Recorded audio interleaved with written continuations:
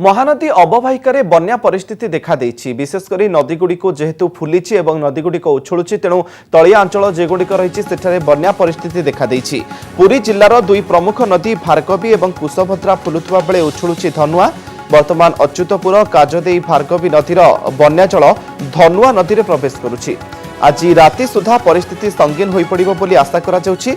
विशेषकर पुरी जिल्लार निमापड़ा और गोप ब्लॉकर धनुआ उपत्यका क्षतिग्रस्त हेबो।